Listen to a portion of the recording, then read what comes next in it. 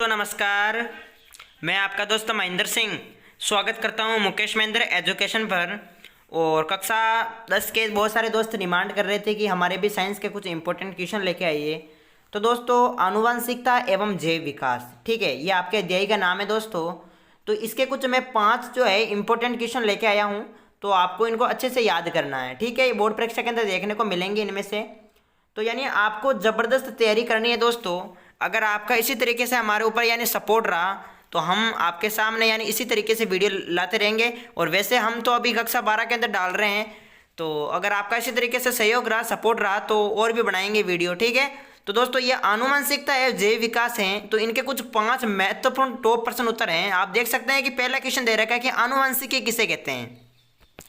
आनुवंशिकी दोस्तों, आनुवंशिकी यानी जीव विज्ञान की वह शाखा है दोस्तों, जीव विज्ञान की वह शाखा जिसमें सजीवों के लक्षणों, आनुवंशिकता एवं विभिन्नताओं का क्या किया जाता है दोस्तों, अध्ययन किया जाता है।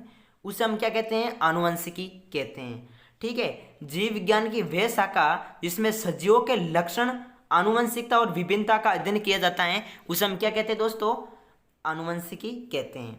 तो ये आपको ध्यान रखना है प्रमुख, ठीक है। तो परिभाषा आप नोट कर सकते हैं कि जीव विज्ञान की वह शाखा जिसमें सजीवों के लक्षणों को, आनुवंशिकता या विभिन्नताओं का अध्ययन किया जाता है, उसे आनुवंशिकी कहते हैं। चलते हैं अपने दूसरे क्वेश्चन की तरफ। दूसरा क्वेश्चन दे रखा है कि आनुवंशिकी यानी जेनेटिक शब्द का सर्वप्रथम जो प्रयोग है वो किसने किया। आनुवंशिकी, आनुवंशिकी को दोस्तों इंग्लिश में यानी अंग्रेजी में जेनेटिक्स नाम से जाना जाता है। तो दोस्तों, इस शब्द का प्रतिपादन किसने किया था, यह क्वेश्चन है। तो ये किया था दोस्तों बेटसन नामक वैज्ञानिक ने, ठीक है। बेटसन ने कब किया था, 1905 में किया था। आनुवंशिकी जेनेटिक शब्द का प्रतिपादन दोस्तों किसने किया था, बेटसन नामक वैज्ञानिक ने 1905 में किया था। ये पक्का रट लेना है, ठीक है। आगे देखते हैं, तीसरा हमारा क्वेश्चन है कि वंशागति, वंशागति हेरिडिटी शब्द का प्रतिपादन किसने किया। वंशागति या हेरिडिटी शब्द का प्रतिपादन दोस्तों किसने किया था, स्पेंसर ने, स्पेंसर ने किया था। कब किया था दोस्तों, ये 1863 के अंदर किया था। कब किया, 1863 के अंदर। तो ये आपको ध्यान रखना कि वंशागति हेरिडिटी शब्द का जो प्रतिपादन है दोस्तों, स्पेंसर ने 1863 में किया था, ठीक। तो आगे ये 3 क्वेश्चन है दे रखे हैं। और आगे देख सकते हैं अपना चौथा क्वेश्चन है दोस्तों कि जो मेंडलवाद है, मेंडलवाद की पुनः खोज कब वे किसने की। मेंडलवाद की जो पुनः खोज है कब वे किसने की, इंपॉर्टेंट क्वेश्चन है दोस्तों। तो मेंडलवाद की जो पुनर्खोज है दोस्तों, ये की थी 1900 ईस्वी में। अब किसने किसने की, तो ये देखो प्रमुख देश के यानी कि देश का नाम देकर, एक तरफ देश का नाम दे रखा है, दूसरी तरफ वैज्ञानिक का नाम दे रखा है। जैसे देश का नाम है आपको लिखना है, जैसे होंडल। हाँ, पहले याद रखें मेंडलवाद की पुण्य खोज दोस्तों 1900 ईस्वी में की गई थी। अब किसने की, तो ये प्रमुख देश के नाम और वैज्ञानिक का नाम, जैसे होगो डिविर्जे जो थे ये हॉलैंड के रहने वाले थे, ठीक है। और कार्ल कोरेंस ये जर्मनी के थे, और ऑस्ट्रिया के एरिक वॉन शारमेक, ठीक है। ऑस्ट्रिया कौन थे, एरिक वॉन शारमेक। तो कुल मिलाकर ये आपको ध्यान रखना है, ठीक है। आगे दे रखा है अपना 5वां क्वेश्चन है कि मेंडल के सफलता के कारण क्या थे। तो दोस्तों, ये भी क्वेश्चन इंपॉर्टेंट है, और इसके तहत ही मैं बता देता हूं कि मेंडल के सफलता के कारण भी पूछ लिए जाते हैं। और मेंडल ने मटर के पौधे का ही चयन क्यों किया, ये भी इंपॉर्टेंट है दोस्तों।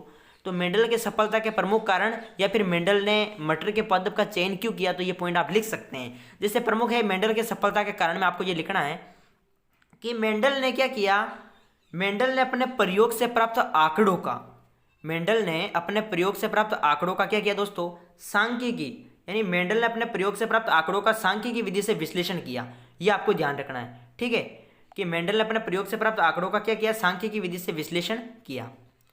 दूसरा पॉइंट आप लिख सकते हैं दोस्तों कि मेंडल ने अपने प्रयोग से प्राप्त पादप का चुनाव भी सावधानीपूर्वक किया, ठीक है, पादप का चुनाव भी सावधानीपूर्वक किया था। और प्रमुख तीसरा पॉइंट आप लिख सकते हैं, जैसे इसके तहत आगे देखते हैं कि मेंडल ने एक समय में एक ही लक्षण वंशागति का सावधानीपूर्वक अध्ययन किया। कुल मिलाकर ये तीनों पॉइंट आपको याद होने चाहिए, ठीक है। तीनों पॉइंट क्या है कि मेंडल के सफलता के कारण क्या थे। तो मेंडल के सफलता के कारण में आपको लिखना है कि मेंडल ने अपने प्रयोग से प्राप्त आंकड़ों का क्या किया, सांख्यिकी विधि से विश्लेषण किया, ठीक है। मेंडल ने अपने प्रयोग से पादप का चुनाव भी सावधानीपूर्वक किया, और मेंडल ने एक समय में एक ही लक्षण वंशागति का सावधानीपूर्वक अध्ययन किया। तो कुल मिलाकर ये 5 हमारे क्वेश्चन थे दोस्तों।